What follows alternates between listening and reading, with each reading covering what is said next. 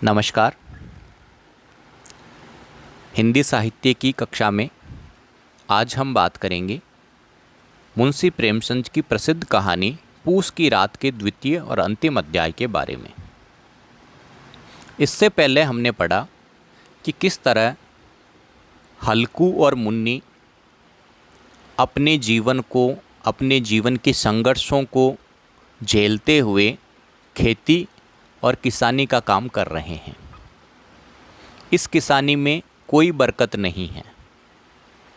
हल्कू ठंडे रात में जब खेत की रखवाली के लिए जाता है तो उसके पास कंबल भी नहीं है, और कंबल खरीदने के लिए किसी तरह उसने जो 3 रुपए बचाए थे वो रुपए साहूकार उससे सूद के रूप में ले जाता है।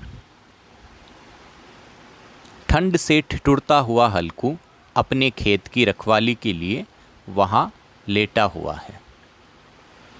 उसके पास उसका साथी जबरा नाम का एक कुत्ता भी है। दोनों ही परेशान, ठंड से छटपटाते हुए। अब उससे आगे की कहानी का भाग। अचानक जबरा ने किसी जानवर की आहट पाई। इस विशेष आत्मीयता ने उसमें एक नई स्फूर्ति पैदा कर दी थी जो हवा के ठंडे झोंकों को तुच्छ समझती थी। वह झपटकर उठा और छपरी के बाहर आकर भूंकने लगा। हल्कू ने उसे कई बार चुमकार कर बुलाया पर वह उसके पास नहीं आया। हार में चारों तरफ दौड़ दौड़ कर भूंकता रहा। एक क्षण के लिए भी आ जाता तो तुरंत ही फिर दौड़ने लगता। कर्तव्य उसके हृदय में अरमान की भांति उछल रहा था। 1 घंटा और गुजर गया। रात ने शीत को हवा से ददकाना शुरू किया। हल्कू उठ बैठा और घुटनों को छाती से मिलाकर सिर को उसमें छुपा लिया। फिर भी ठंड कम नहीं हुई। ऐसा जान पड़ता था सारा रक्त जम गया है। धमनियों में रक्त की जगह हिम बह रहा था। उसने झुककर आकाश की ओर देखा। अभी कितनी रात बाकी है। सप्तर्षि अभी आकाश में आधे भी नहीं चढ़े। ऊपर आ जाएंगे तब कहीं सवेरा होगा। अभी पहर से ऊपर रात है। हल्कू के खेत के कोई 1 गोली के टप्पे पर आमों का एक बाग था। पतझड़ शुरू हो गई थी। बाग में पत्तियों का ढेर लगा हुआ था। हल्कू ने सोचा चलकर पत्तियां बटोरूं और उन्हें जलाकर खूब तापूं। रात को कोई मुझे पत्तियां बटोरते देखे तो समझे कोई भूत है। कौन जाने कोई जानवर ही छिपा बैठा हो, मगर अब तो बैठा नहीं जाता। उसने पास के अरहर के खेत में जाकर कई पौधे उखाड़ लिए और उनका एक झाड़ू बनाकर हाथ में सुलगता हुआ उपला लिए बगीचे की तरफ चला। जबरा ने उसे आते देखा तो पास आया और दुम हिलाने लगा। हल्कू ने कहा, अब तो नहीं रहा जाता जबरू, चलो बगीचे में पत्तियां बटोर कर तापें, फिर आकर सो जाएंगे, अभी तो बहुत रात है। जबरा ने कूं कूं करके सहमति प्रकट की और आगे बगीचे की ओर चलने लगा। बगीचे में खूब अंधेरा था। अंधकार में निर्दयी पवन पत्तियों को कुचलता हुआ चला जाता था। वृक्षों से ओस की बूंदें टपक रही थी। एकाएक एक झोंका मेहंदी के फूलों की खुशबू लिए हुए आया। हल्कू ने कहा, कैसी अच्छी महक आई जबरू, तुम्हारी नाक में भी कुछ सुगंध आ रही है। जबरा को कहीं जमीन पर एक हड्डी पड़ी मिल गई थी, उसे चिंचोड़ रहा था। हल्कू ने आग जमीन पर रख दी और पत्तियां बटोरने लगा। जरा देर में पत्तियों का एक ढेर लग गया। हाथ ठिठुर रहे थे, नंगे पांव गले जाते थे और वह पत्तियों का पहाड़ खड़ा कर रहा था। इसी अलाव में वह ठंड को जलाकर भस्म कर देगा। थोड़ी देर में अलाव जल उठा। उसकी लौ ऊपर वाले वृक्ष की पत्तियों को छू छू कर भभकने लगी। उस अस्थिर प्रकाश में बगीचे के विशाल वृक्ष ऐसे मालूम होते थे मानो उस अथाह अंधकार को अपने सिरों पर संभाले हुए हों। अंधकार के उस अनंत सागर में वह प्रकाश एक नौका के समान हिलता मचलता हुआ दिखाई दे रहा था। हल्कू अलाव के सामने बैठा ताप रहा था। एक क्षण में उसने दोहर उतारकर बगल में दबा ली और दोनों पांव फैला लिए, मानो ठंड को ललकार रहा हो। तेरे जी में आए सो कर। ठंड की असीम शक्ति पर वह विजय पाकर विजय गर्व को हृदय में छिपा नहीं पा रहा था। उसने जबरा से कहा, क्यों जब्बर, अब ठंड नहीं लग रही है? जबरा ने कूं कूं करके कहा, मानो वह कह रहा हो, अब क्या ठंड लगती ही रहेगी। पहले से ये उपाय न सूझा, नहीं तो इतनी ठंड क्यों खाते? जबरा ने पूंछ हिलाई।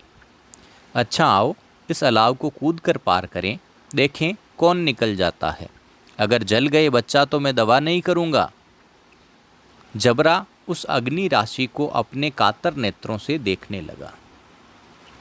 मुन्नी से कल न कह देना, नहीं लड़ाई करेगी। ये कहता हुआ हल्कू उछला और उस अलाव के ऊपर से साफ निकल गया।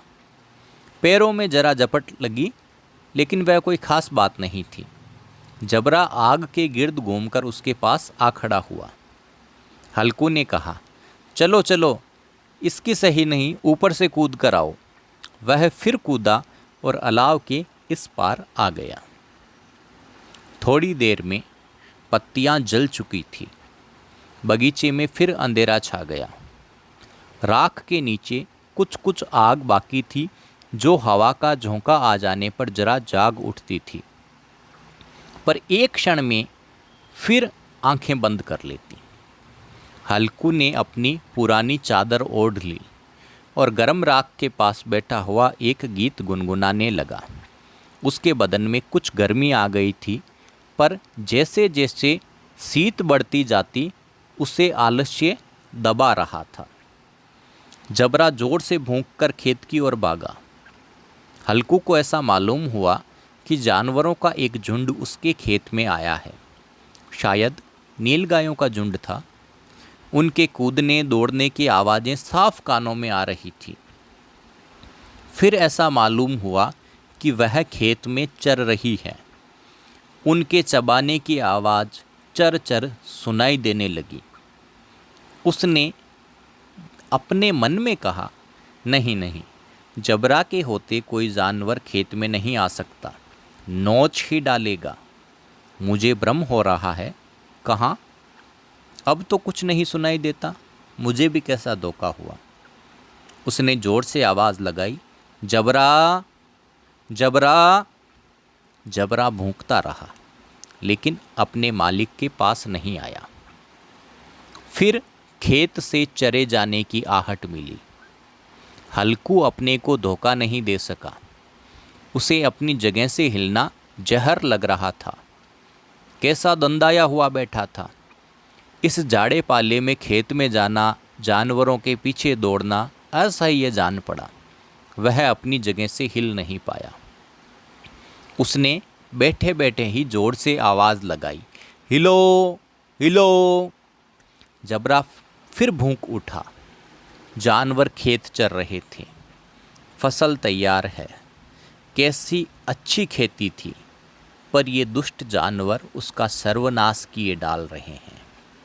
हल्कू पक्का इरादा करके उठा और 2-3 कदम चला। एकाएक हवा का ऐसा ठंडा चुभने वाला बिच्छू के डंक का सा झोंका लगा कि वह फिर बुझते हुए अलाव के पास आकर बैठ गया।